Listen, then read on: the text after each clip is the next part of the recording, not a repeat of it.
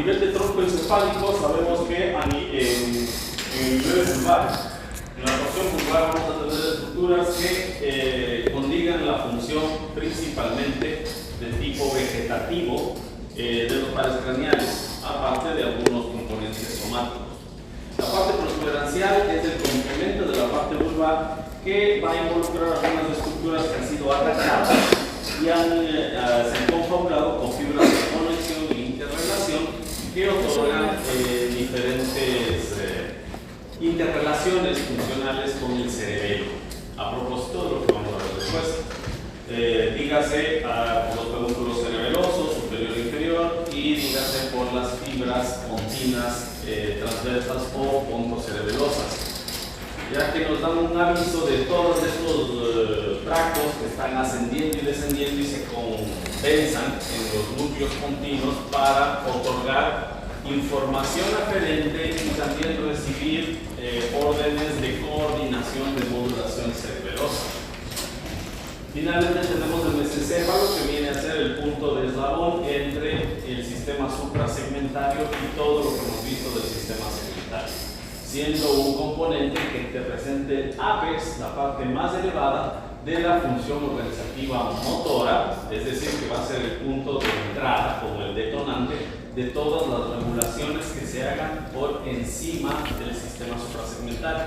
Es decir, estamos hablando de la función que cumpla el diencéfalo para regular las actividades motoras y vegetativas. Y al mismo tiempo va también a enviar sus fibritas al cerebelo y va a recibirlas de ahí para englobar la función motora. Si es que sabemos que la función motora, voluntaria, fina, está desarrollada en la corteza, en el área motora primaria, ¿qué parte de la función estará a cargo de las estructuras o de los núcleos del tronco encefálico cuando hablamos de motricidad? Pensemos esto. Ese tronco encefálico es el que alberga la formación reticular. Siendo la formación reticular un cerebro de relevo, quedó como un punto de interacción o de interseccionalidad para conectar las diferentes porciones del sistema nervioso. Y de la misma manera nos va a otorgar la oportunidad de manejar ciertos movimientos de forma un poco burda. Hablábamos del gusanito, ¿no? El cerebro ganglionar del gusanito le permite estarse ahí moviendo y meterse en la tierra, pero no le permite coordinar los movimientos de las extremidades, o desarrollar la habilidad de la escritura. Para eso necesitamos corteza cerebral y corteza cerebelosa. Entonces, los componentes motores que encontramos a nivel del tronco encefálico lo que nos otorgan es el control extrapiramidal para los movimientos burdos. Ya, con esto entonces, si en un cuadrito de color rojo, ya un principio fundamental. Existirá siempre dos tipos de motricidad. Una motricidad fina, refinada, que se pule y se desarrolla desde la corteza cerebral, desde la corteza motora primaria. Y una actividad motora que tiene un patrón más reflejo y que está supeditado a las reacciones impulsivas de la formación reticular, que es la respuesta motora gruesa. ¿Por qué hay estas diferenciaciones? Si es que yo desarrollo un reflejo y el reflejo, ¿no es cierto? Regreso la mano, ya de forma automática, y hay una serie de neuronas que van a regular para que yo solo extienda así y no agarre en el momento de flexión, también genere extensión y mi miembro se quede paralizado ahí con el dedo clavado. O que mi respuesta sea tan intensa que yo provoque un desgarro del extensor y el flexor me termine dando un puñete por retirar la mano.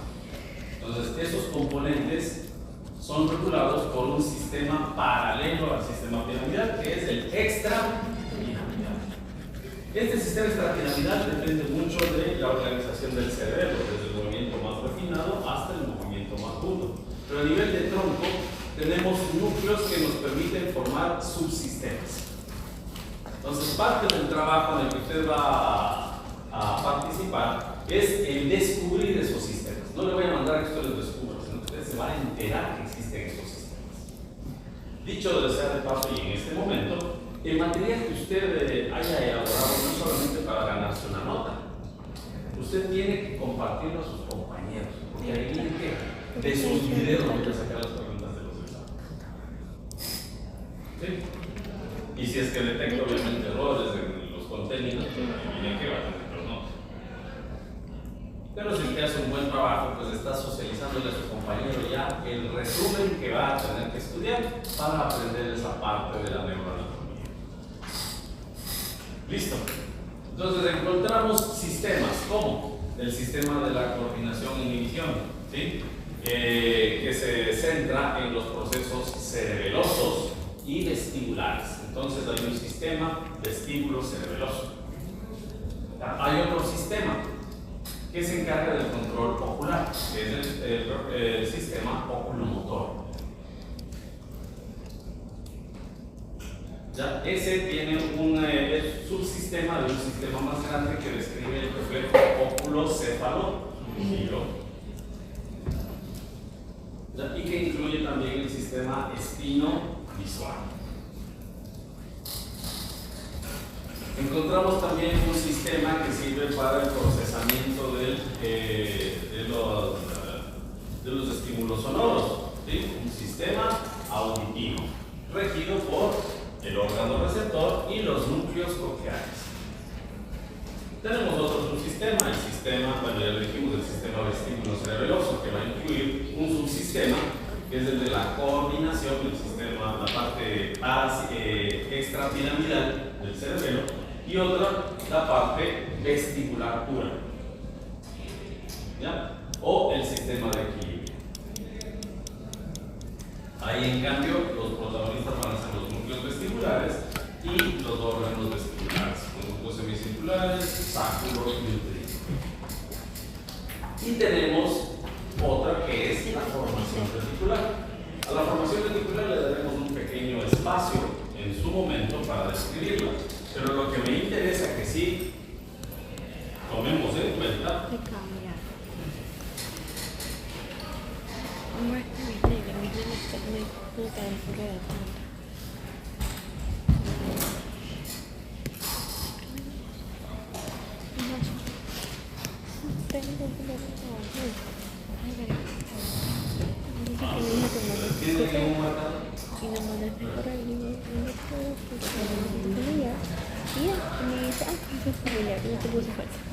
Quería que le dije manda el correo porque tiene un asunto familiar en un momento. Me dijo, tengo un asunto familiar. Y guardo la lista.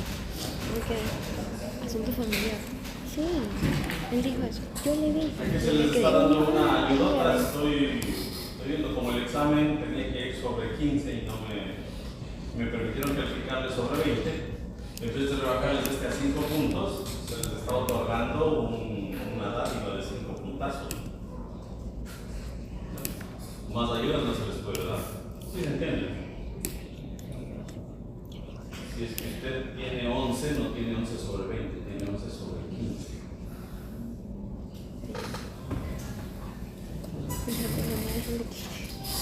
Listo. Acá, vámonos para acá.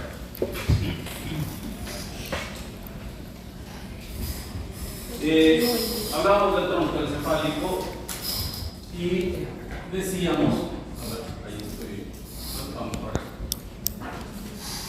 Hablamos del tronco encefálico, ¿ya? Y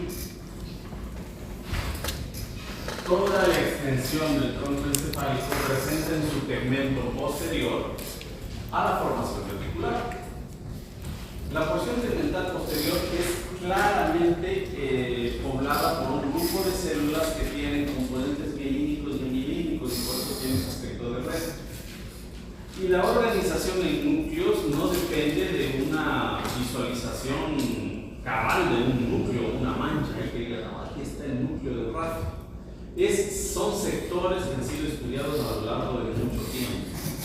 ¿Y cómo se ha podido establecer las funciones? Veo si es que a ese nivel se paraliza la vía respiratoria, pues entonces sé que ahí está el núcleo de radio. O si es que veo por acá que se altera el sistema de respiración durante el ejercicio, pues entonces tiene problemas con del área neumotáxica.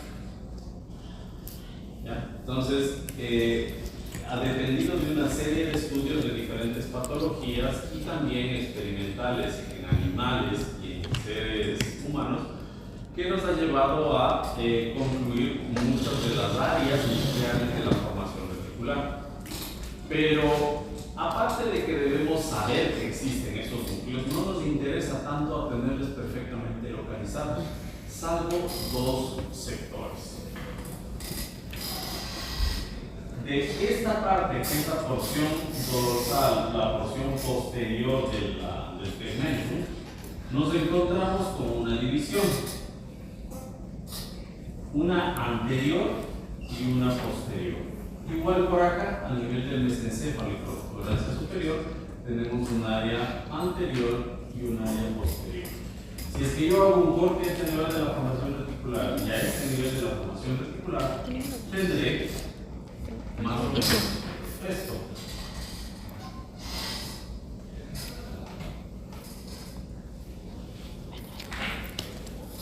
Y acá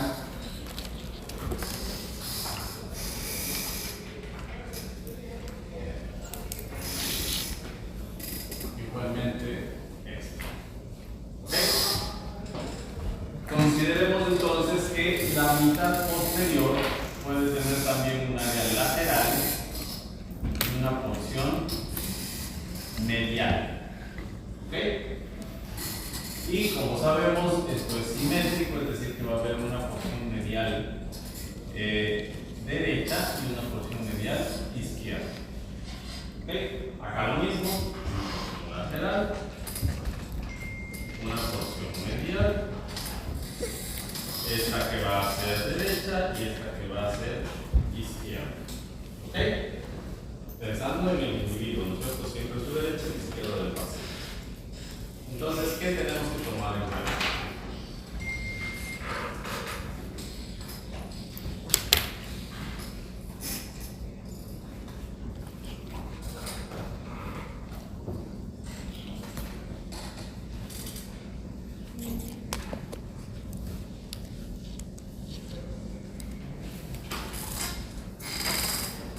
Tengo 24.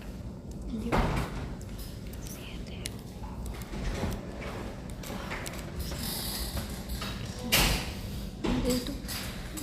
Tenemos entonces ya considerado esto, ¿sí?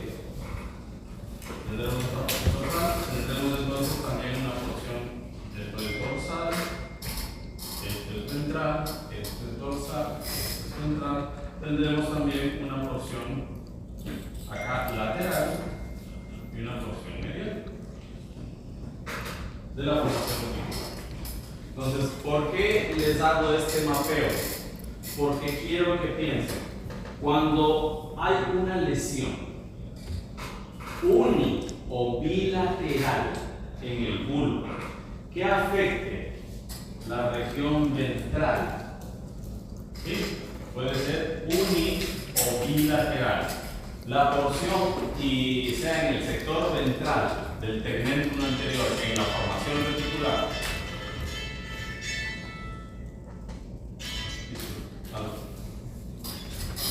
¿Aló? No, me dice que me quedan para las 7 de la noche. Ahorita no puedo. La niña recién comió al mediodía, no está tampoco cumplida todos los días. Sí. Sí, no hay problema. Si es que lo quedan para las 8 de la noche, no pasa nada. Gracias.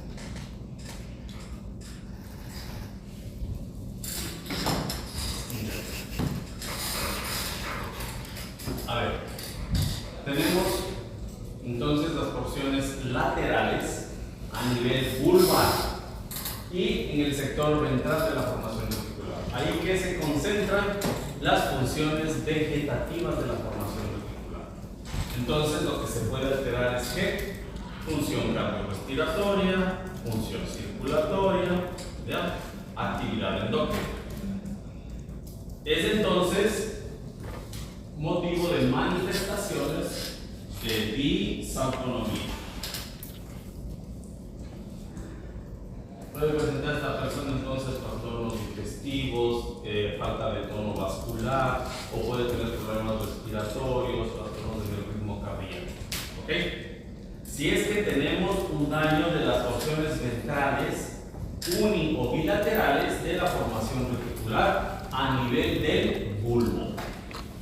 Ahora, ¿qué es lo que sucede si es que el daño es en la porción dorsal de la protuberancia alta y del mesencéfalo? Aquí el daño tiene que ser obligadamente bilateral.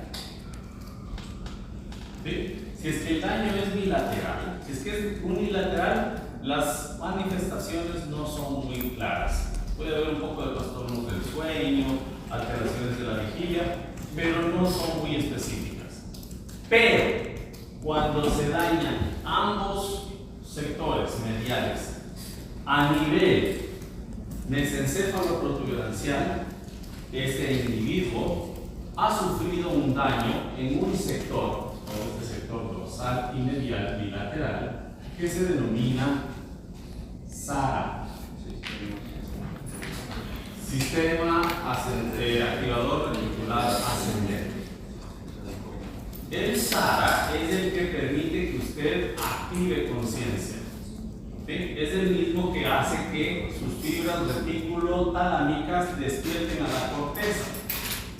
Si es que usted presenta un daño a nivel del SARA, bilateralmente en la región dorsal y medial del mesencéfalo protuberancial, es decir, si es que hay una destrucción del SARA, se produce coma irreversible.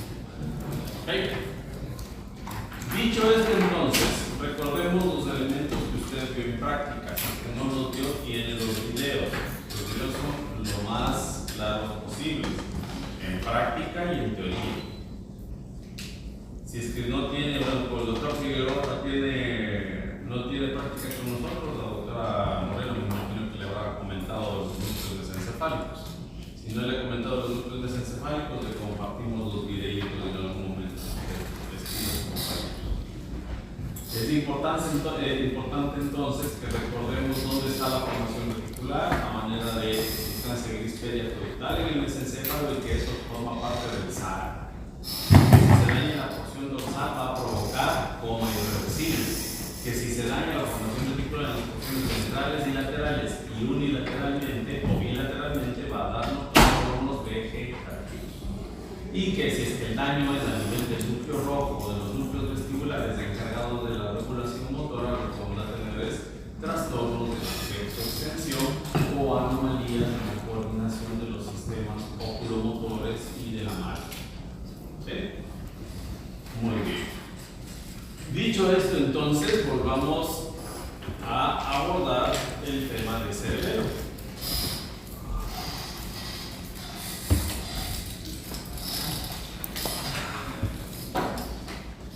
¿Sí? Para poder describir el cerebelo,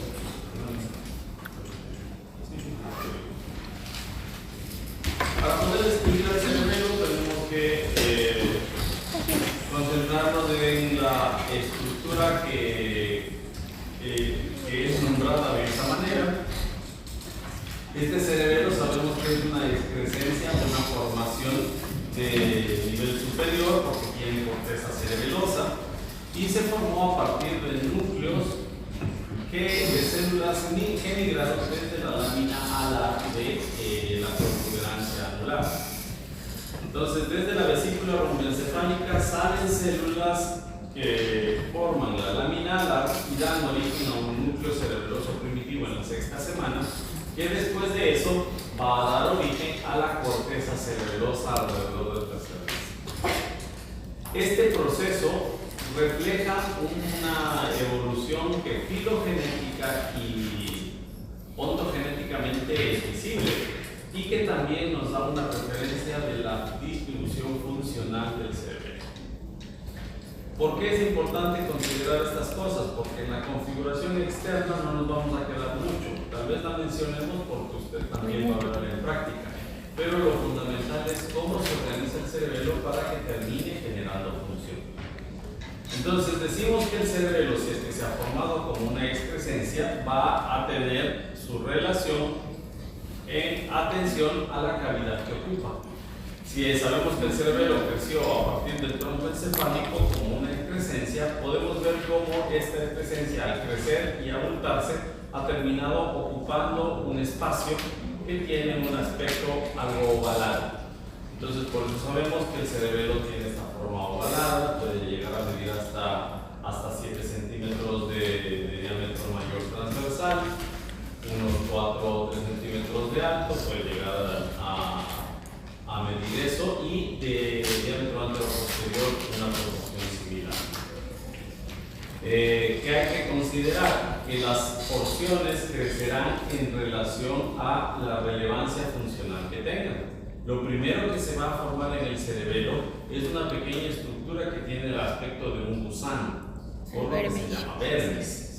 ¿Sí? Y a partir de esta estructura se van a ir formando las otras más modernas y por tanto evolutivamente más recientes, que van a ser los hemisferios cerebrosos, dándole el aspecto como de una polilla, ¿no?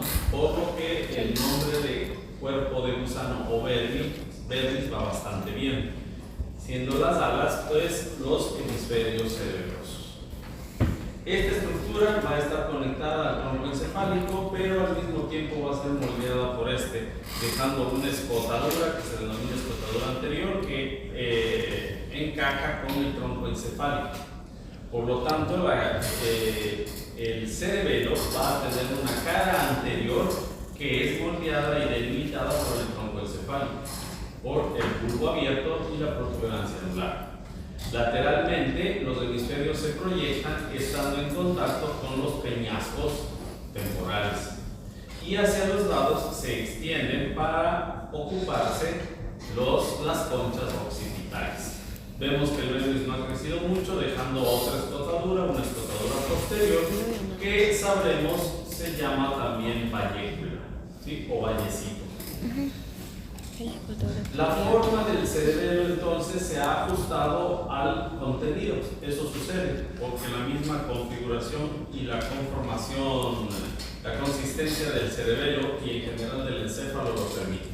Así podemos ver que el cerebelo va a tener su forma supeditado a el vértice de una tienda que podemos ver aquí, con su extensión más alta. La inserción de la tienda del cerebelo a nivel de las venas, como ejemplo de los senos, sigmoideos y transversos, y la ocupación del resto de una forma más esferoide hacia el hueso occipital. Si ustedes se dan cuenta, pues aquí está muy claramente una especie de tienda árabe, que es la que le da el nombre a la membrana que le forma de esta manera el cerebelo, que es la tienda del cerebelo. Dicho eso, entonces concluimos que el cerebelo tiene forma oval, va a tener una depresión media. Esta depresión media deja ver al vermis, y hacia adelante nos permite ver una hendidura que recibe al tronco encefálico, y hacia atrás recibe un espacio de líquido denominado cisterna magna. A su vez, esta forma está supeditada a la tienda del cerebelo y a la concha del occipital, y nos deja ver una cara superior que va a ser la que se relacione con la tienda, una cara inferior relacionada con la concha del occipital, que va a ser también proyectada lateralmente, y una cara anterior que ya describimos forma una escotadura con los componentes faciales, con los componentes del tronco. Eso está neto. Podemos observar en esta diapositiva una imagen que ya vieron nuestros compañeros de lunes, ¿no es cierto? Este cerebelo teñido nos permite identificar al lobulillo principal y al lobulillo posterior, al lóbulo principal y al lóbulo posterior. ¿Cómo yo hago la delimitación de estos lóbulos? Son delimitaciones funcionales que vamos a pasar a explicar ya a continuación, aunque sea un poquito aburrido para los compañeros de práctica del día lunes.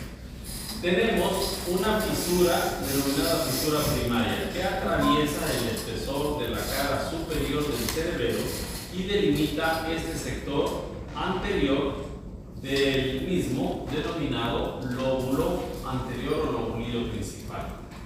Después, hacia atrás, todo el resto del cerebelo toma el nombre de lóbulo medio o posterior.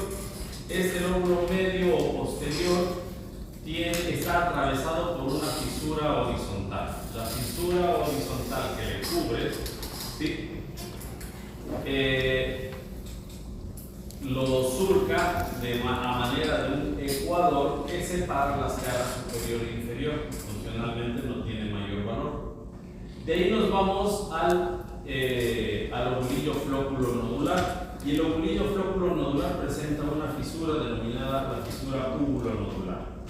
Vemos acá como el nódulo se separa de esta porción que se denomina úvula, a propósito de que esta parte del cerebelo, que presenta una especie de valle, tiene a la úvula en el centro y a los lados dos estructuras cerebelosas, las que estoy señalando, que se denominan amígdalas cerebelosas, haciendo una emulación a las amígdalas y a la úvula del istmo de las fauces.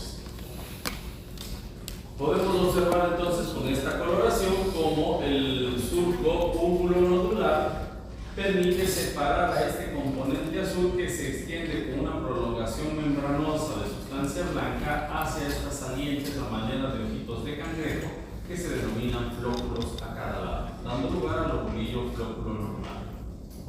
Entonces, estas estructuras, así, para memorizarlos, se denominan el lobulillo principal espinocerebelo. La parte verde se denomina pontocerebelo y la porción flóculo nodular se denomina vestíbulocerebelo. Pero esta distribución que está ajustada o está justificada por los homúnculos que se forman alrededor, en realidad se fundamenta por el desarrollo evolutivo y por la manera en que la función de la corteza va cambiando. Acá tenemos una imagen de bar que da lo mismo que vimos hace un momento, ¿no? Vemos el nódulo, los flóculos, vemos el lobulillo posterior y vemos el lobulillo principal. ¿Sí? El uno es el espinocerebelo, el más grandote es pontocerebelo y el flóculo nodular que era vestíbulocerebelo. ¿Ok? Entonces, ¿qué es lo que sucede? Esto decimos que tiene alguna relación con las funciones primitivas o se ajustan a un desarrollo filogenético. Vemos que estas imágenes ya no tienen las mismas coloraciones. Fíjense ustedes ya que el cerebelo es como una concha. Es más bien como una concha, pero no como la concha abierta hacia el frente, hacia el tronco, sino más bien dada la vuelta. ¿Sí? Entonces la boquita de la concha está cerrada y la base de la concha está adosada al tronco encefálico. Entonces esa base de la concha va a formar parte del techo del cuarto ventrículo. ¿Ya? Y la parte en donde se hace la bisagra de la conchita, si tenemos la concha, ¿no? Donde está la bisagrita, ¿ya? Aquí tenemos la concha cerradita. Esta parte de aquí, esta es la primera que va a formarse evolutivamente, es la que va a originarse del primer núcleo primitivo cerebeloso, que luego toma el nombre del núcleo fastigial. ¿Ya? ¿Por qué decíamos que se llama fastigial? O para acordarnos que decíamos, ¿alguien recuerda de práctica? Eso, gracias, doctor Gómez también. ¿Sí? Porque está fastidiado de estar tan cerca del cuarto ventrículo. Entonces acá le tenemos el cuarto ventrículo. ¿Ya? Entonces, ¿qué es lo que sucede? Si es que estas son las primeras formaciones, estas van a estar pegadas acá y a medida que sigan creciendo, se van acomodando más hacia afuera. ¿Ok? Y al seguir creciendo van a ser cubiertas por las más nuevas. ¿Sí? Entonces miren ustedes las tensiones rojas. Estas porciones rojas son las que primero se formaron, pero fueron después siendo cubiertas por las azules y después fueron cubiertas por las amarillas. ¿Ya? Entonces lo primero que se formó, es decir, esta partecita de la bisagra, la parte alta y baja de la bisagra, formaban lo que se denomina a este nivel, en la parte superior del vértice, língula, y en la parte inferior el nódulo. Lateralmente también tenemos dos lóbulos. Entonces, estas estructuras reciben fibras y envían fibras hacia los núcleos fastigiales. ¿Ya? Y al ser los primeros en aparecer, son los que otorgan al individuo equilibrio y postura, verticalidad. Evitan que se desplace. ¿Ya? Estos embriológicamente o filogenéticamente aparecen al inicio de los peces y en los animales marinos como unas bandas sensoriales que mandan información al cerebro primitivo para decirle que están verticales. Por eso usted sabe que un pez está muerto, ¿por qué? Flota horizontalmente. Si es que está vivo, el pez siempre estará moviéndose, ¿no? Y estará vertical. Entonces, porque al paso del agua estimula estos receptores y le mantiene vertical. Entonces, la parte del cerebro que mantiene el control de esa verticalidad es esta corteza, la língula y el flóculo nódulo, que se llama filogenéticamente arquicerebelo, el más antiguo de todos, como arquidiócesis, una diócesis viejísima, entonces un cerebelo viejísimo es arquicerebelo. Este arquicerebelo luego da un salto evolutivo, tiene que aparecer más cerebelo y se ve cómo se va formando un segundo grupo de núcleos que se llaman los núcleos interpuestos, ¿ya? Formados por un núcleo globoso y un núcleo que parece un émbolo de jeringuilla. ¿Ya? Por eso decimos que los núcleos globoso y emboliforme forman el núcleo interpuesto o interposo. Estos núcleos dan origen a la corteza que vemos en azul, es decir, al vermis. ¿Sí? Si usted se da cuenta, el vermis se extiende en la cara inferior, en todo su espesor, en la cara superior y todo superior, y queda una pequeña bandita a este nivel que no es afectada por el desarrollo del vermis.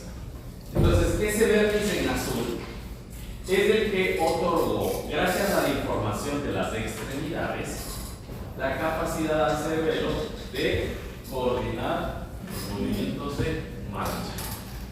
La metría, la diadococinesia, pero de los movimientos burdos, de los movimientos gruesos. Gracias a lo cual, el pececito evoluciona y ya puede dar pisadas, ¿no? Caminar o mover sus aletitas de forma coordinada. ¿Ya? Este cerebelo, que es el siguiente que aparece, se denomina paleocerebelo. Y después tenemos la corteza en amarillo, que es la más desarrollada y va a tener un núcleo muy llamativo, muy grandote, que es el núcleo dentado, ¿no?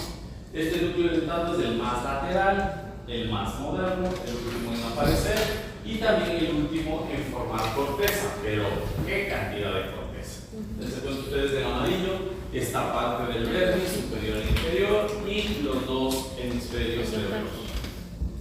Esta corteza toma el nombre de corteza cerebelosa neocerebelosa. ¿Sí? ¿Por qué se llamará neocerebelosa? Porque va a ser encargada de el movimiento, la metría, la diadococinesia, la ataxia, pero de los miembros superiores, de los movimientos finos. Es gracias a esta parte del cerebro que podemos coordinar nuestras manos y nuestros pies para tocar guitarra. Ya han visto que hay gente que puede hacerlo, ¿no? O que lamentablemente nació sin pies y puede abrir una puerta, poner una llave, poner con... ¿Ya? Ese movimiento fino es coordinado gracias a esos componentes hemisféricos cerebelosos. Ahora, ¿qué sucede? Esto no se queda así. Una vez que se han formado y que dejaron esa huella de desarrollo del arqui, palio y neocerebelo, hay una redistribución funcional. La forma en la que quedan organizadas las cortezas en último término es de esta, que es la organización que acabamos de ver, a esta, que es la funcional que vimos al inicio.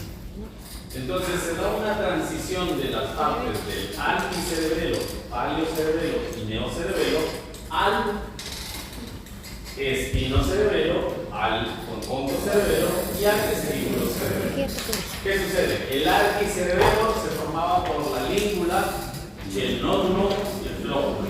Entonces la língula es liberada, ¿sí? Como ustedes se acuerdan, es como una conchita, ¿no es cierto?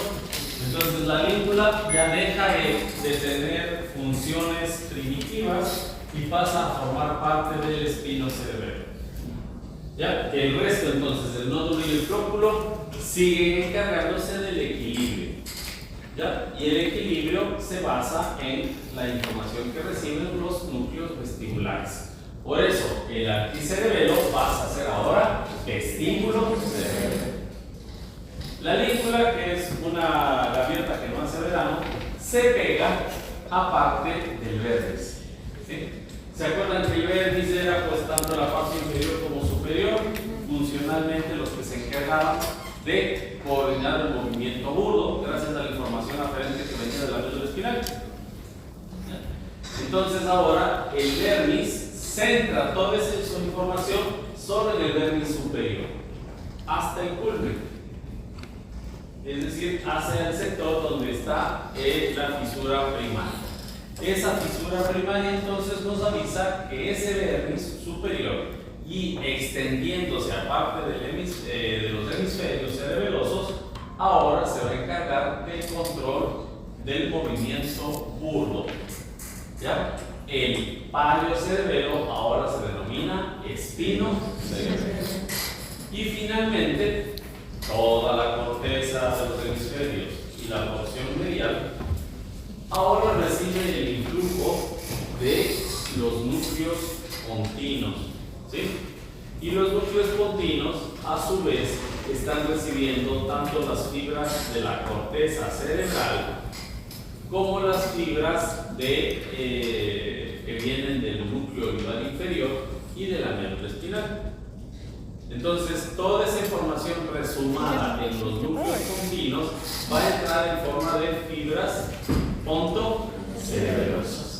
Estas fibras pontocerebelosas entonces hacen una vía aferente hacia el pontocerebelo, y de ahí su nombre. ¿Okay?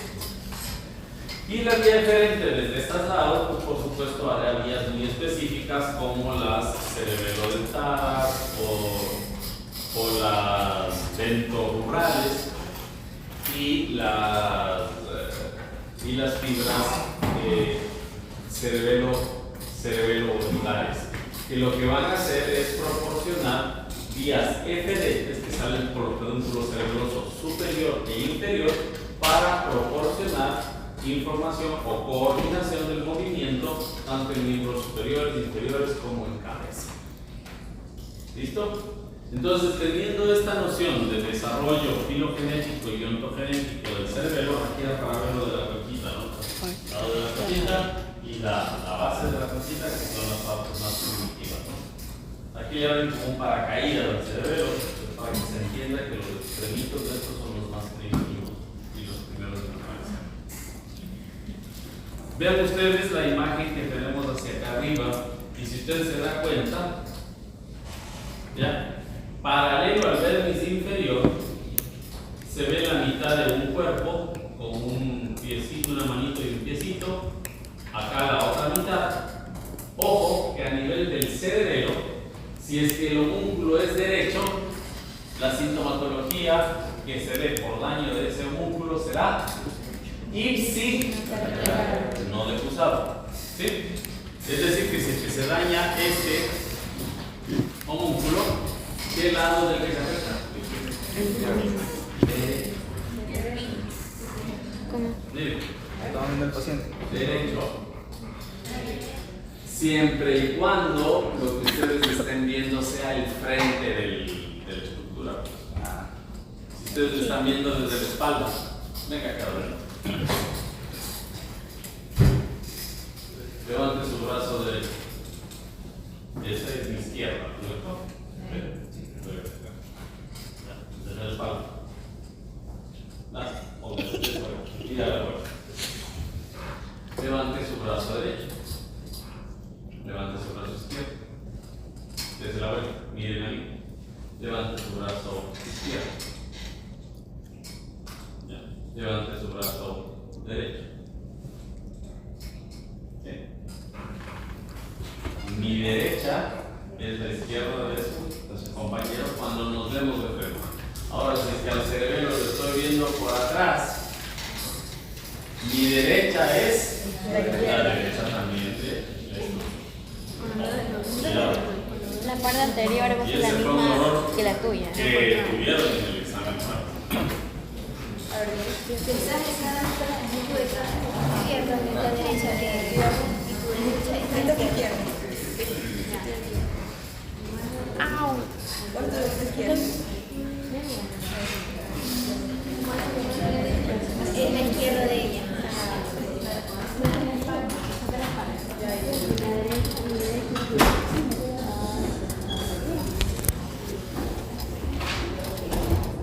Este es.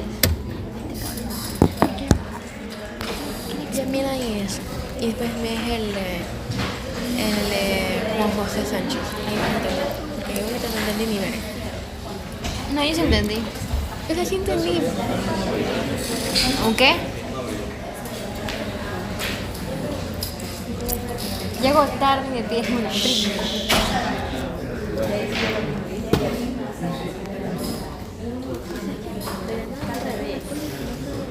A propósito, ¿sí sabían que está comprobado que si es que usted consume creatina, que previene del Alzheimer? El metabolismo cerebral se acelera, así que es mejor que jugar ajedrez, mejor que estudiar medicina para ejercitar el cerebro, que de hacer ejercicio.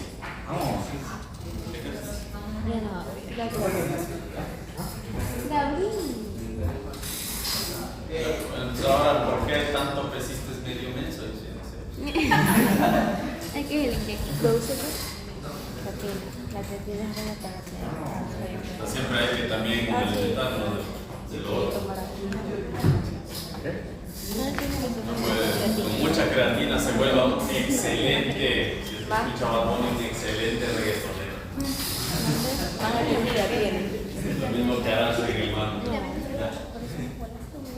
Entonces consideremos que para poder llevar a la práctica el conocimiento de la configuración de la organización filogenética, ontogenética y funcional del cerebelo, tenemos que conocerle y siguiendo la organización que hemos manejado para el sistema nervioso central. Entonces tenemos que hablar de configuración externa y describir tres caras, ¿no? Acá se ponen dos, pero son tres en realidad. Es la cara superior, la cara inferior y la cara anterior, que va a corresponder a la escotadura anterior que se deja por el troncocefálico. Algunos autores de hecho le describen la cara inferior, pero a mí me parece más cómodo y más lógico describir la cara anterior. Eso está bien. ¿Sí? Entonces, vamos a ver, echamos un poquito a la lectura. Dale, doctor Gabón. Listo, se puso que vas a poner. Lea, ya. Configuración externa, ubicaciones, relaciones. Está situado en el piso inferior del cráneo, posterior a la médula oblongada y al puente inferior a los hemisferios cerebrales, de lo que está separado por la tienda del cerebelo.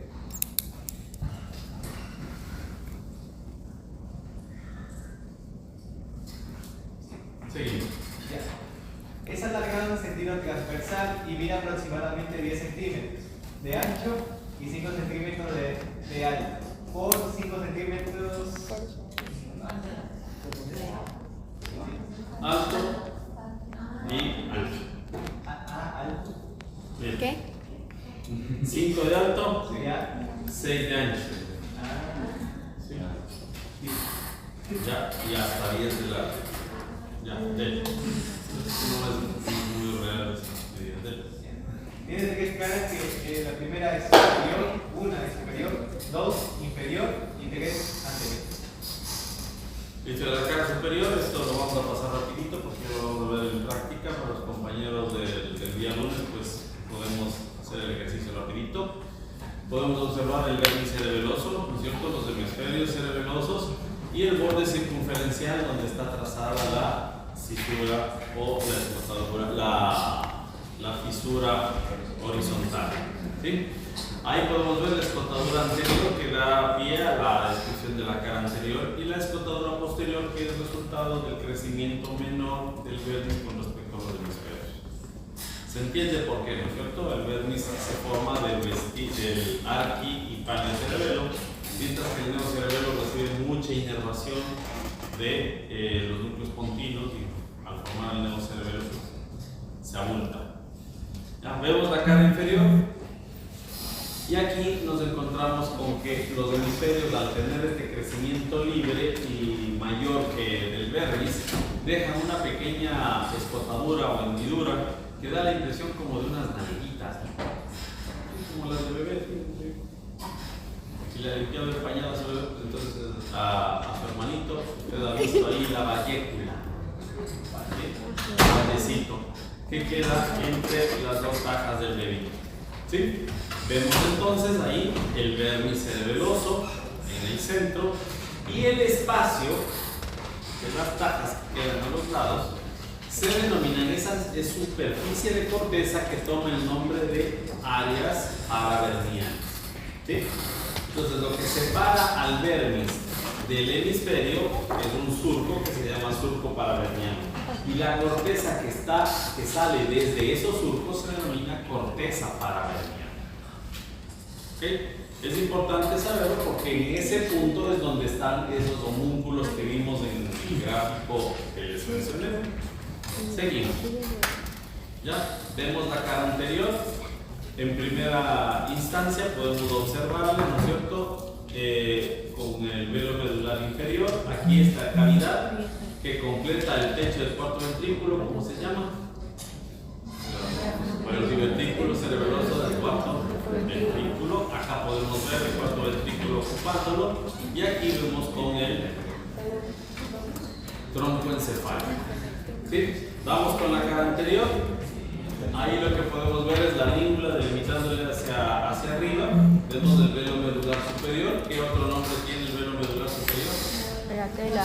¿Cuál primero mano? La tela medular. Válvula de Biosis. ¿Ya?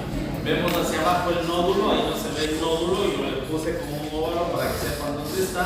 Y está adherido como una banda de sustancia blanca al velo medular inferior. ¿Ya? Ahí podemos ver el velo medular inferior, vemos el grupo de los pedúnculos cerebelosos, superior, medio e inferior, y podemos observar lateralmente cómo se forma desde el nódulo, se extiende hacia el lóculo de cada lado. ¿Sí? Aquí tenemos el divertículo ventricular del cerebelo o divertículo cerebroso del cuarto ventrículo.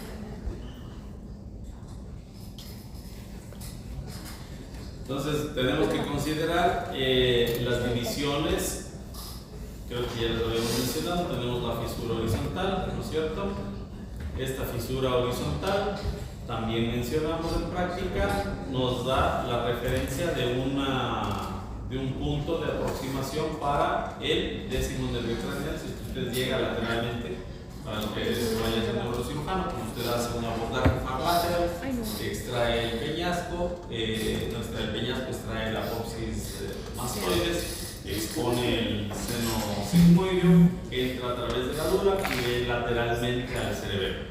Entonces, si usted sigue el surco horizontal, da justo al flóculo y de ahí para abajo al décimo nervio craneal.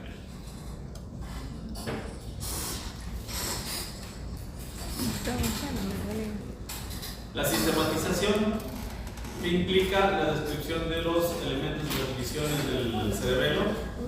Nos acordamos, ¿no es cierto?, la fisura primaria que separa al lóbulo principal y al lóbulo posterior. Sabemos que el uno va a ser espino cerebelo y el otro ponto cerebelo, ¿no es cierto? Vamos ahí, desde la cara superior, vamos a encontrarnos primero con la língula, que es el límite superior de la cara anterior. Seguimos con el lobulillo central. Vemos después el culmen, que es la parte más alta, por eso toma ese nombre, y termina en la fisura primaria. Después de la fisura, tomando en cuenta la misma fisura primaria, a los lados nos encontramos con la porción anterior del lobulillo cuadrilátero, entendiéndose que tiene que haber una porción posterior, ¿no es cierto? Entonces seguimos hacia atrás y cuando empieza a bajar el nivel del vermis, se denomina declive, y a los lados ya la superficie va a corresponder a la porción posterior del lobulillo cuadrilátero. ¿Ya? Algunos denominan el lobulillo simple. De ahí nos vamos hacia atrás y tenemos el folium o lámina, que es donde concluye el vernis de ese lado, y a partir del cual usted sí se da cuenta que no hemos marcado todavía, pero se ven unas semilunas ahí, ¿sí? No las de pan, sino que tienen ese aspecto como de cuarto menguante. Por eso se denomina el lobulillo semilunar superior. Para la descripción clásica también se le denomina el cruz 1 del lobulillo anciforme, porque consideran que es como una pata, ¿ya? Una pata, mejor dicho, el dedo de una pata de 3 extremos que forma una pata como de ganso. Ahí sí ya la capacidad de programación de los economistas ¿ya? Si le vemos desde la cara inferior, tomando igual la fisura horizontal, nos tomamos con el tuber. Ya, a los lados del tuber vamos a encontrar el lobulillo semilunar inferior o el cruz 2 del lobulillo anciforme. La pirámide, que tiene efectivamente una forma de prisma piramidal, y a cada lado se toman 2 surcos, ¿sí? Tanto el surco que separa, que sale desde la pirámide, como el que sale del tuber, para delimitar al lobulillo digástrico, ¿no? Entonces tenemos acá un surco y acá el de la pirámide, ¿no? Y sabemos que tanto este como este forma un lobulillo de 2 dientes, o lo que sería el lobulillo simple inferior, que se junta con el cruz 2 del lobulillo anciforme para las 3 patas del ganso. Si quieren eso aprender, si no, guárdenlo en su corazón como una trivia. Lo importante es que se acuerden de los semilunares y para. De ahí vemos la úvula, fíjense ustedes dónde está, inmediatamente a los lados de las amígdalas, ¿no? Volvemos a la analogía del istmo de las forces.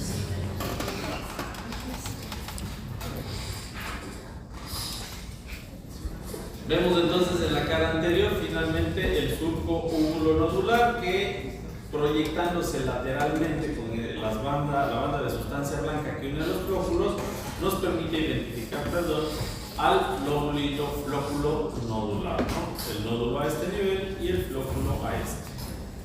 Ya, la fisura que se extiende desde el surco úvulo-nodular toma el nombre de fisura posterolateral, que luego va a continuarse con la oreja.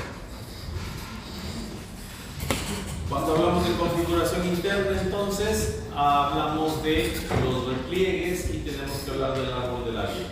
Ustedes recuerdan, si es que ya vimos al platanito envuelto en aluminio, ahora tenemos que cortarlo, ¿cierto? Entonces, el cerebelo es cortado justo por el vernis superior e inferior, dando lugar a la visualización de la corteza cerebelosa y de los grupos nucleares centrales, ¿ya? Lo que se denomina el árbol de la vida. Este árbol de la vida nos permite ver las extensiones, ¿no? De la língula, cuadrilátero, culmen, declive y folio. Y después el tuber, la pirámide, la úvula y el nodo. Estos correspondiéndose a cada parte de los hemisferios revisados, de los lobulillos revisados. Pero ¿cuál es el componente que nos interesa en este punto? Es precisamente la presencia de esos repliegues de cada uno de los lobulillos que toma el nombre de folia o lámina, y la presencia de láminas dentro de las láminas, que se denominan laminillas. ¿Por qué se dan estos repliegues? Por la necesidad del cerebelo de contener una mayor cantidad de información en un mínimo espacio, como es la fosa posterior. Entonces, podemos observar en esta imagen cómo la corteza cerebelosa se ha plegado en forma bastante importante y cómo se distribuyen los núcleos desde la porción medial, lo más próximo al núcleo, que se denomina el núcleo fastigial, y después lateralmente como los nódulos globosos, que son como bolitas granulares, se unen a un núcleo alargado de forma cilíndrica o ovoide, que parecería el émbolo de una jeringa, les decía, que se denomina el núcleo emboliforme. Globoso y emboliforme dan lugar a un núcleo interpuesto que queda ubicado entre el núcleo fastigio y este núcleo que parece una funda vaciada que mira el ventrículo, denominado el núcleo dental. ¿Sí? Entonces tenemos el componente interpuesto. Aquí pueden ver otra vez el globoso y emboliforme, pero esta vez cortado oblicuamente. Y lo que interesa de esto es que las células estrelladas de estos núcleos van a tener relación o van a proyectar fibras aferentes y van a recibir fibras diferentes de la corteza cerebelosa, la cual está formada o densamente poblada por células intercaladas que son, por un lado, dispersas en la capa más superficial, denominada capa molecular, una capa intermedia, que es la capa principal o de Purkinje, y una capa profunda, que es la de primera recepción, que es la capa granular o granulosa. Ahora, ¿cómo se organizan estas capas? La capa molecular tiene células estrelladas en cesta y abundante neuroglía, por eso es que hay tanta dispersión de células. Fíjense ustedes cómo se distribuyen estas células. Proyectan largos axones que se van a arborizar buscando las dendritas de las células de Purkinje, o lo que hacen es proyectarse hacia los somas envolviéndoles en una especie de canasta, por eso se llaman células en cesta. ¿Sí? De ahí podemos ver que estas células están agregadas, están guardadas en la capa molecular, y su principal función va a ser de control o de estimulación.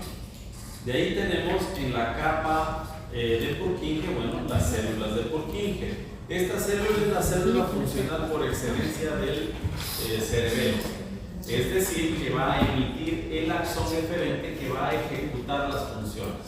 Entonces, ¿para qué me sirve tanta célula estrellada y en cesta de la capa molecular? Para interactuar con la capa granulosa y determinar qué neuronas de Purkinje se activan y qué neuronas de Purkinje no se activan. Acuérdense que en la codificación primaria decíamos podemos tener una neurona que le sigue a otra, que le sigue a otra y que le sigue a otra. Y esta, si es que es inhibidora, va a hacer que esta que es excitadora se bloquee. Al bloquear a la excitadora va a hacer que la que sigue se inhiba, y tal vez esta, al inhibirse, permita que una neurona de otro lado active a este sistema, si es que esta es inhibidora. ¿Sí?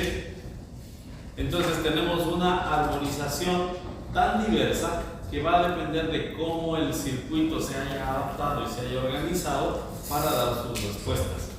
Entonces, las células de Purkinje, ¿cómo logran su función? Mediante mecanismos de inhibición, pero no se activan todas, se activan selectivamente de acuerdo a lo que le sugiere o le planifican las células intercaladas insertas en la capa molecular y granulosa.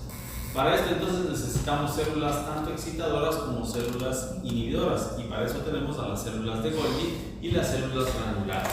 Las células de Golgi son células bien voluminosas, miren ustedes, que van a emitir sus fibras también, van a afectar mucho a las células de Purkinje, y a su vez van a emitir colaterales que a veces cumplen las funciones diferentes a las iniciales. Es decir, una célula de Golgi que es inhibidora puede tener una colateral que le sirve como un punto de fuga o un cerrojo que le ayude a activar a la célula de Purkinje si es lo que necesita.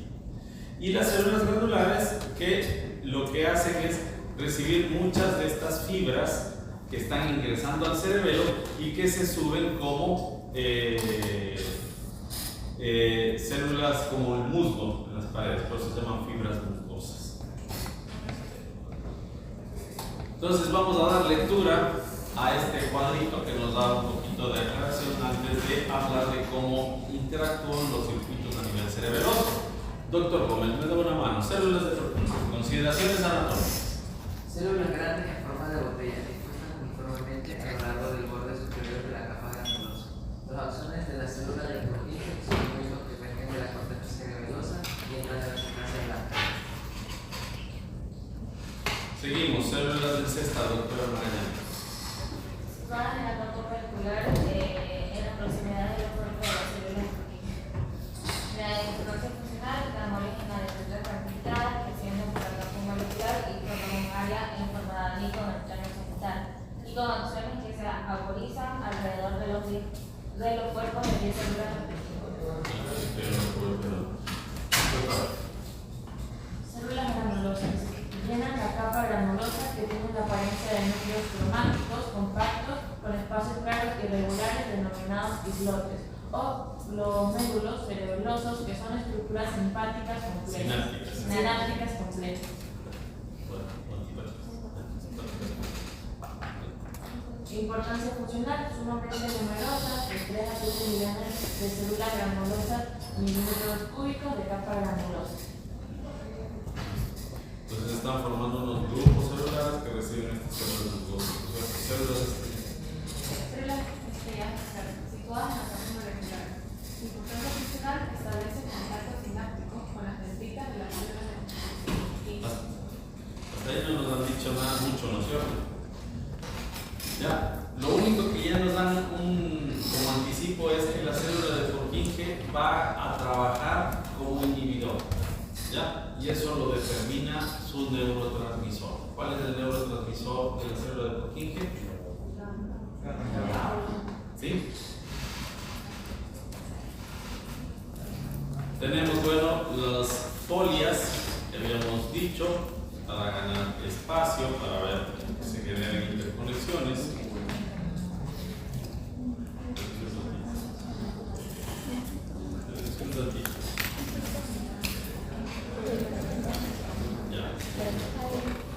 Por aquí está el contenido, vamos. Ya que les he puesto esto, vemos esto. Miren ustedes. Ya.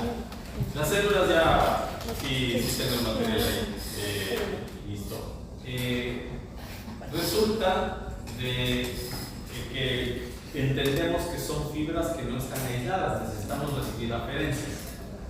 Entonces, un principio muy importante es que las fibras que recibe el cerebelo, la corteza cerebelosa, pasan por un tamiz, que es el que regula y el que se conecta directamente con estas células. ¿Y cuáles son estos dos núcleos cerebelosos? Okay, desde estos núcleos cerebelosos va a entrar información a manera de dos tipos de fibras fundamentalmente, las fibras musgosas y las trepadoras. ¿Ya? Que son como las plantitas trepadoras, y envuelven a la célula de Purkinje, que directamente van a generar la excitación, la estimulación de estas células. Pero si es que yo tengo una fibra que directamente le va a estimular a la célula de Purkinje, necesito todo un andamiaje que determine que esa célula se regule o que termine bloqueándose si es que eso es necesario. Antes de hablar entonces del circuito y la forma en la que el cerebelo actúa, tenemos que pensar en cómo este se organiza somatotópicamente. Antes de que nos olvidemos, miren ustedes, aquí está la fisura primaria, por tanto el primer músculo que parece el E.T., ¿alguien ha visto esa película?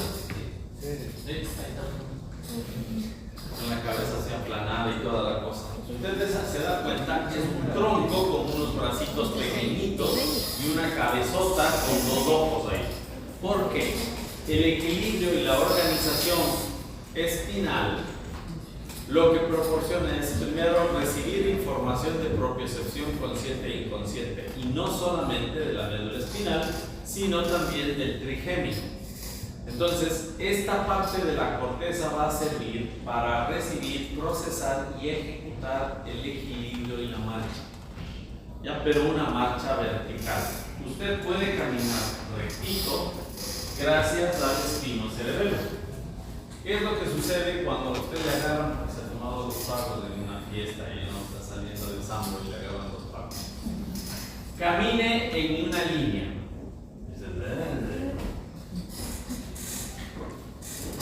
Porque no mantiene el eje de gravedad. Entonces, esa información que es dada por la propiocepción inconsciente y que llega directo al cerebelo, se procesa en el espino cerebelo. ¿Por qué? La somatotopia describe equilibrio del eje corporal. ¿Ya? Y cuando usted pierde la capacidad de caminar en fila india, también se denomina incapacidad o ataxia en tándem. ¿Sabe alguien qué es un tándem? ¿Han visto esas bicicletas de más de un asiento? De todo romántico, o sea, en tándem. ¿Ataxia de qué? Pero si están cerebelosos, porque no pueden mantener el equilibrio en secuencia, en línea recta. Entonces, igual si es que en fila india o en tándem usted no puede mantener el equilibrio, tiene un problema espinocerebeloso o el vértice superior. ¿Qué otra cosa ustedes se dan cuenta ahí? El equilibrio se extiende hasta el cuello y la cabeza. ¿Ya? Entonces usted puede tener anomalías, tics, dificultad para mantener el equilibrio de la cabeza sobre los hombros, y sus ojos también tienen dificultades para mantener la posición y fijar la mirada. Empiezan a aparecer movimientos anormales, como movimientos oscilantes o movimientos de sacada. A esto para explicarles el movimiento de sacada. Usted, ya pónganse en parejas. Un examinador y un examinador. Examinador, por favor, el examinador no se distraiga. Examinador. Usted va a mostrarle el dedo a su compañero para que le siga. Examinador, preste atención. El examinador, preste atención. Le va a mandar el dedo. Ya. Le va a mostrar el dedo a su compañero y va a dirigírselo hasta el extremo, hasta el rabillo del ojo, hasta que no lo pueda ver. Y mírale que intente verlo. ¿Sí? Hacia la derecha y después cambia hacia la izquierda. Vamos. Todavía lo veo. Todavía lo veo hasta acá. No mueva la cabeza, solo los ojos. Todavía lo veo. Todavía lo veo. Y manténgale en el extremo. Manténgale en el extremo. A la derecha y a la izquierda, pero manténgale en el extremo.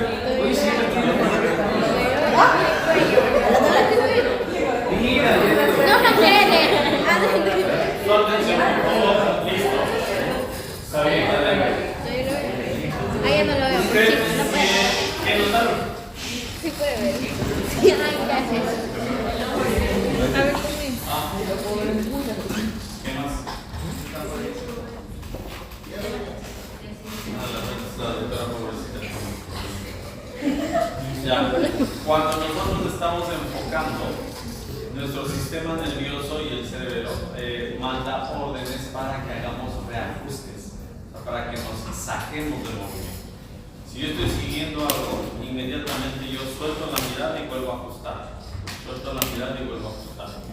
Pero eso es solamente por momentos. Un ejemplo de esto es cuando usted está trepado en un tren, ¿no? Y ve pasar los árboles, ¿no? Pues mira, pero regresa a ver al siguiente, regresa a ver al siguiente. Entonces, los movimientos oculares de sacada o movimientos sacádicos son para eso. Si usted está enfocado la mirada, regresa a un sitio buscando otro objeto, ¿ya? O para desenfocarse del objeto que estaba fuera del rango. Entonces, ese movimiento de sacada que viene a generar cuando usted quiere seguir viendo el dedo de su examinador. Si ya liberó, generó un movimiento sacádico, usted inmediatamente regresa y vuelve a soltar, provocando una especie como de temblorcito, ¿no? De oscilación horizontal que se denomina nistagmo. ¿Ya? Entonces todos tenemos un grado de movimientos sacádicos, pero se va agotando, ¿no? Entonces ya quedó. ¿Sí? Usted por más que ya quiera acá, bien sacádicos, ya enfoca, ya fija, o cierra los ojos y deja de mover el ojo. Una persona que ha perdido la capacidad de regular, de modular el movimiento ocular y de enfocarlo, ya se ha perdido la capacidad de metrar, de metría de los movimientos oculares que presenta un nistagmus exacerbado. Es decir, que jala el movimiento, pero ¿cómo suelta otra vez? Jala, suelta. ¿Qué estoy viendo? ¿Sí? Entonces no se agota, persiste. Lo que sucede es que el hemisferio derecho es el que manda ese movimiento sacádico y si es que no lo puede controlar, ya aparece como un déficit de regulación del hemisferio de donde es el lado del movimiento sacádico. ¿Sí? Entonces, por ejemplo, ustedes empujan rápido y se regresa el movimiento. Empuja y se regresa. El movimiento rápido no dice dónde está la lesión. Lo dice el regreso lento del. Entonces, si es que yo tengo esto, ¿dónde está el daño? A ver, yo soy el paciente. A ver. ¿Dónde está el daño? En el vestíbulo cerebelo derecho. Entonces, porque la fase lenta es derecha.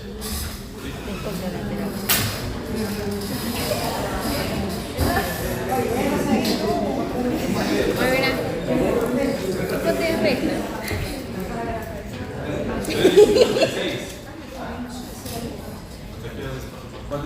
¿Qué me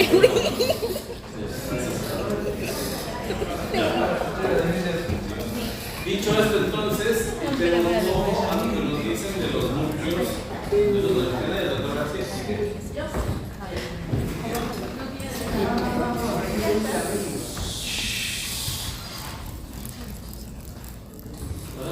Núcleo dentado, núcleo profundo, grande y lateral. Recibe referencias peritoneales y requiere esencia a través de núcleos de los núcleos globosos y núcleos reticulosos. El núcleo se conoce como núcleo interpuesto. Recibe referencias de regiones paravernianas y tiene referencias a través del núcleo cerebroso superior. Núcleo del fastigio, núcleo profundo mediano. Recibe referencias de periferis y lóbulo loculonuclear y envía referencias a través del cuerpo yuxtariforme del pedúnculo cerebroso inferior. ¿Cuál es el cuerpo yuxtariforme? Sí. No te acuerdas. Ya. Listo. Entonces vamos a tener fibras que están desarrollándose en la corteza cerebelosa, interconectando a las células que son células intercaladas en la corteza, y vamos a tener también fibras aferentes y diferentes.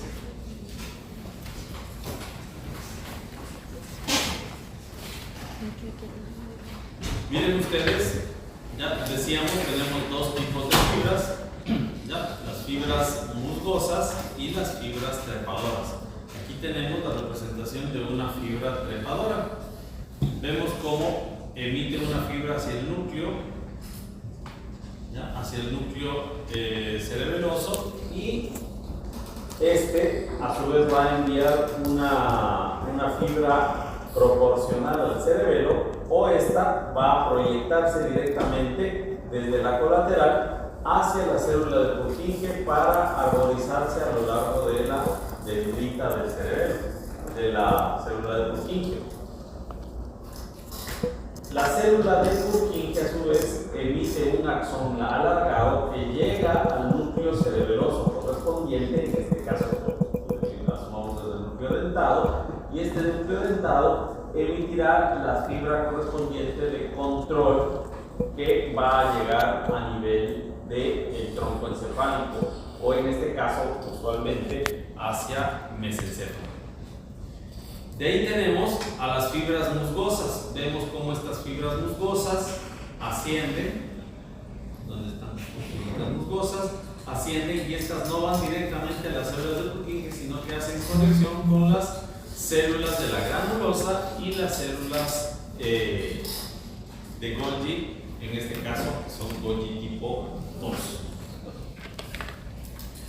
Tenemos entonces fibras trepadoras que van directamente a las células de Purkinje y fibras musgosas que se están dirigiendo a las células granulosas y a las células de Golgi, que en este caso son Golgi tipo 2.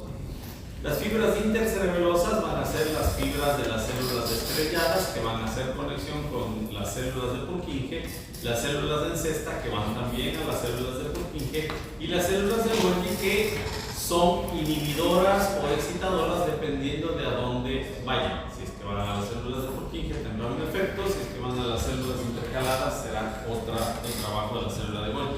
Es un modulador central, como una especie de policía local. ¿Sí? Y las fibras de Purkinje que van a ser los axones de las células que van a cumplir su función directa.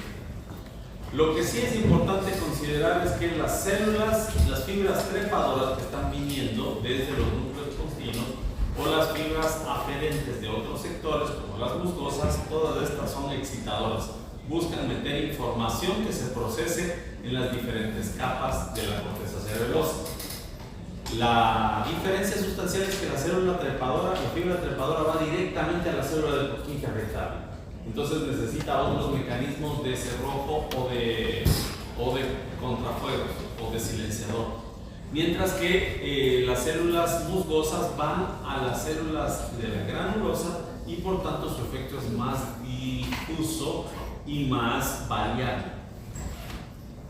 En último término, ¿no? Dependiendo de cómo las células intercaladas terminen afectando a la célula de Purkinje. De ahí tenemos entonces que las fibras de las células estrelladas, las fibras de las células del cesta y las fibras de las células de Golgi son inhibidores. ¿Sí? Y las fibras de la célula de Purkinje son netamente inhibidores. Entonces, si tengo una fibra, trepadora, voy a tener estimulación directa de la célula de Purkinje. Entonces, ¿qué pasó? Que esa fibra va directamente a activar al cerebelo y por tanto va a estar netamente inhibiendo todo. No.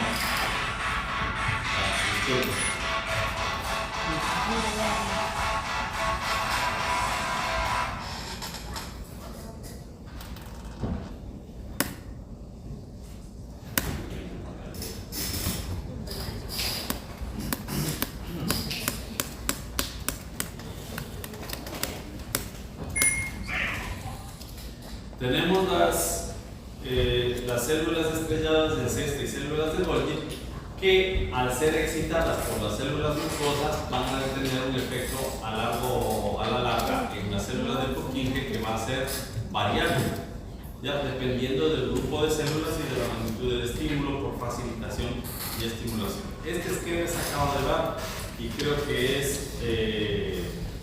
cuando menos didáctico para darnos una noción un poquito de cómo trabajan las cosas, ¿no? Tenemos la fibra trepadora, miren, la fibra directamente trepadora, tener estímulo en la dendrita de la célula de Purkinje. Esta célula granulosa genera un efecto, ¿no? La fibra al subir se extiende de manera paralela, dando lugar a las fibras paralelas o horizontales de la capa molecular. Esto ya va a generar, si es que es una célula ya estimulada por la musgosa, que es inhibida por una célula de Golgi, es bloqueada. Pero si es que logra estimularse, va a generar un efecto de estimulación y de paso de información desde las fibras musgosas a todas las células de Purkinje que afectan. Quiero que presten atención a algo. Si usted se da cuenta, la fibra horizontal que salió de la célula granular se extiende a lo largo de toda la corteza, generando este sistema de excitación que sirve para guardar, para almacenar información. Entonces, las células musgosas son una representación de los sistemas que vienen del núcleo olivar inferior. ¿Y para qué sirve? Hay un principio en cerebelo. Si es que se daña un área homuncular, como la que ustedes vieron, es decir, en el paradermis o en el verde superior, esa persona desarrolla un síndrome cerebeloso irreversible. ¿Por qué? Porque son sectores nobles en donde solamente llegan fibras a ejecutarse y a regularse. ¿Ya? Como son primitivas, pues ahí se controla el equilibrio, se controla la estabilidad troncular, y si es que eso se lesionó o se infartó, muy difícilmente se recupera. Pero ¿qué pasa en los hemisferios cerebelosos? Estas fibras, al distribuirse de esa manera, permiten que usted lo que guardó de su motricidad en la mano derecha, de su motricidad en el pie derecho, se guarde en otras partes del cerebro. Y eso es una ventaja brutal que tenemos en neurocirugía. Por ejemplo, si yo quiero abordar un ángulo pontocerebeloso, hago un abordaje altísimo, le saco de acá y resulta que me he quedado corto y no avanzo al tumor acá. No, yo tengo que cortar cerebelo. Entonces agarro y me tajo un pedazo del hemisferio cerebral. ¿Saben qué pasa con ese paciente? Nada. 1 o 2 semanas está con fructuación temporal. Igual que sí. ¿Por qué? Por estas fibras. Porque yo lo que hago es como Skynet. Entonces yo guardo en otros sitios del mismo hemisferio la información que tenía guardada para regular el movimiento de ese miembro o de esa parte del cuerpo. Con lo que mantengo mi dialogocinesia, mi metría intactas. ¿Sí? Es un pequeño milagrito evolutivo gracias a las fibras horizontales de las células granulares. Volviendo al ejemplo, usted vea que el circuitaje determina. Usted acuérdese cuando estudiábamos el mecanismo de compuerta, nos veíamos una sola célula y como una podía estimularla y otra inhibir. Si es que usted sigue, mire, la célula musgosa puede determinar que esta granulosa se excite o puede ser bloqueada por la célula de Golgi. Esta célula de Golgi, ¿sí?, al inhibir a la célula granular, bloquea esta vía. Pero al mismo tiempo, la célula de Purkinje puede ser una inhibidora de la célula de Golgi y por tanto dejar abierto este circuito para que ingrese la información. Más o menos lo mismo que sucedía con el amiguito de todos, don Juanito Renshaw, ¿se acuerdan? Mi amigo de los borracheras, ¿no se acuerda de la explicación de Juanito Renshaw? ¿No? No, doctora Planta. Cuéntele, doctora García, la doctora García. ¿Cuál es la anécdota de Juanito Renshaw?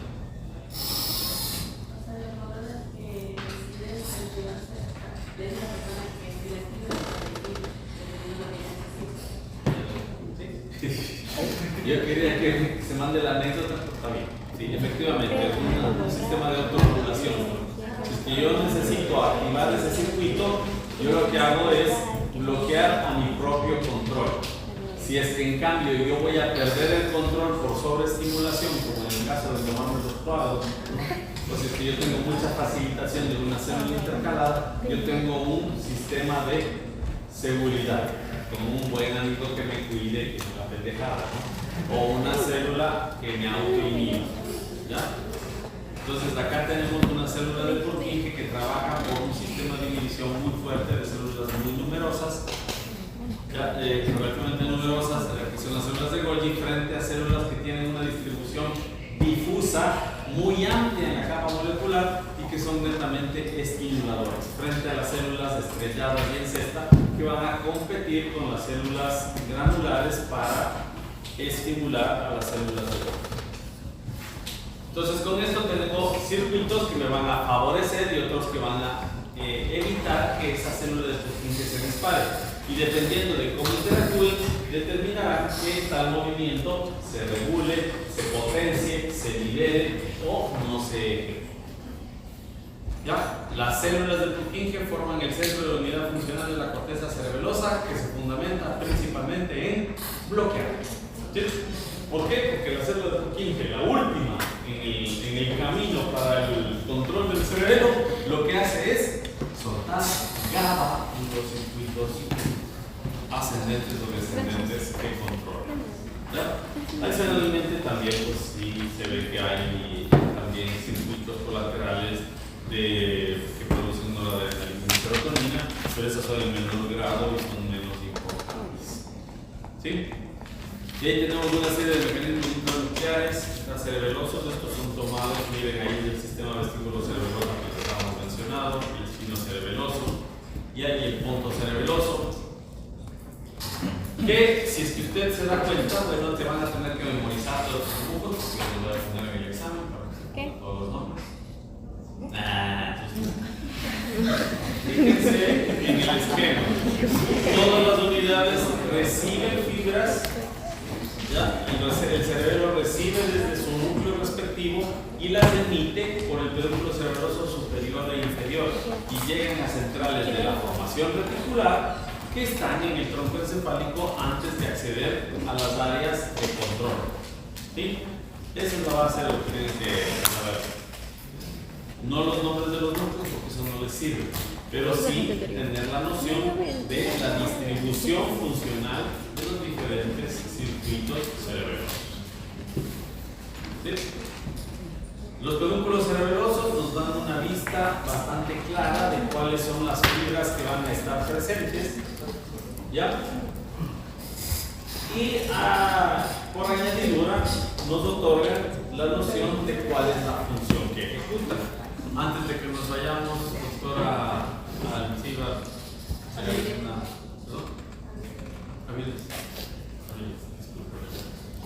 vamos con la lectura de las fibras aferentes cerebelosas. Fibras aferentes cerebelosas desde la corteza cerebral. Corticopuntocerebelosa, cerebro oligocerebelosa, cerebro reticulocerebelosa y fibras aferentes cerebelosas desde la médula espinal, espino cerebeloso anterior, espino cerebeloso posterior y junio cerebeloso. Fibras aferentes cerebelosas desde el nervio vestibular, las fibras musgosas. ¿Está claro? Ahora, me voy a memorizar esto. Échenle un ojito y se van a dar cuenta que no hay mucho problema. Las corticopuntos cerebelosas, ¿hacia qué corteza cerebelosa irán? ¿Qué dicen ustedes? Corticopuntos cerebelosas. Punto cerebelo oligocerebelosa. Espino. Cerebelo rubro retículo cerebelosa. Igual. ¿Sí? Entonces, ¿cuáles son las más numerosas y las que van a ir a la parte más voluminosa del cerebelo? Las corticopuntos cerebelosas. ¿Sí? Son las fibras corticopuntos. De las aferentes de cerebelosas de la médula espinal, estas ya las conocen toditas. ¿Sí? Espino cerebeloso anterior, posterior y el túnel cerebeloso. ¿Qué son fibras de qué? De propia sección y fibras aferentes cerebelosas desde el nervio vestibular. Las fibras nudosas que acabamos de ver, que son las que van a regular la función en pos de la organización de los núcleos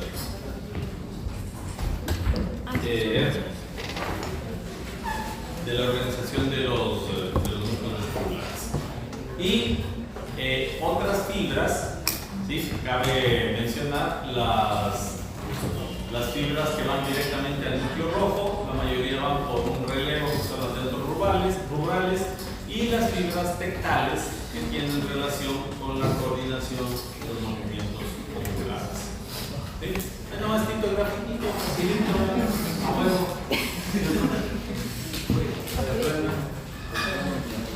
¿Sí? Son las mismas fibras tomadas de su texto, que no se espanten. Pero no desglósenles para que no les signifique tanto sufrimiento, ¿no es cierto? Ahora, fibras eferentes. Vamos a quedar muy rápido. Ya, las células de Purkinje que van a ser las únicas eferentes, ¿sí o no? Sí. Ya, y tienen que ir a conectar con los núcleos donde van a tener efectos de regulación motora.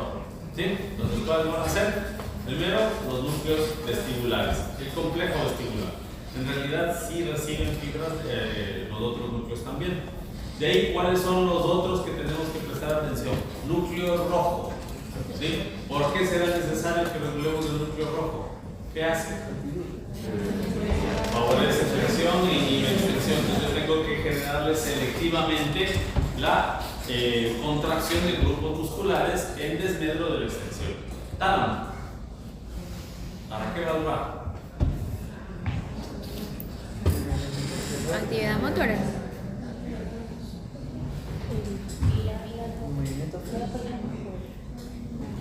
Siempre, doctores, acuérdense que yo, por más que sea un ejecutor, como la formación reticular, ¿qué sea la formación reticular? ¿Qué sea Don Bunky, aunque cuando ya tenía su jefe sí?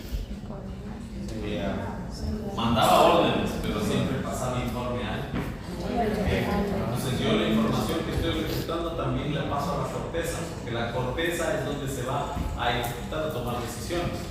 ¿Sí? Usted aprende automáticamente a manejar el carro, pero lo está moviendo con su corteza motora primaria.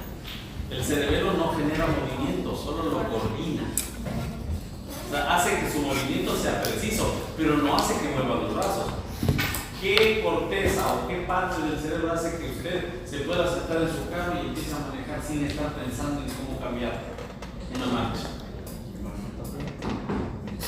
La memoria del movimiento aprendido que guardó en el cerebro, pero la que generó el movimiento para que usted se siente, prenda, mueva el volante, aplaste un pedal o meta un cambio, es en la corteza cerebral. ¿Y cuál es el punto de entrada para la información a la corteza somestésica primaria? El tálamo. ¿Sí? Entonces, pensemos funcionalmente para no pensar de memoria, ¿no? De estas estructuras, ¿cuáles son evidentes para el cerebelo? O tal vez mejor les pregunto, pero si usted se aprende esto, mañana se olvida.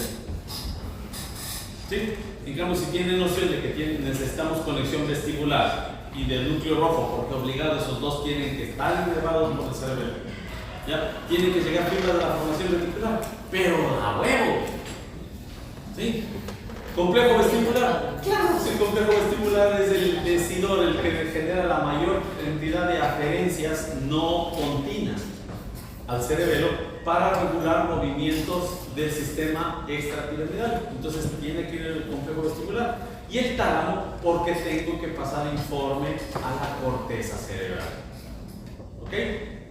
Entonces, núcleo rojo, tálamo, complejo vestibular y formación ventricular, sin memorizarse. Si es que yo pongo estos, solo los que están en el gris, ¿cuál me estaría faltando? ¿Qué? No. Perdón. Complejo vestibular, como estaba arriba en. Ya. Listo. Fibras aferentes cerebelosas. Dejamos para la clase de mañana. No, yo quiero ganar en mi punto. Doctores, para la próxima vamos a ver.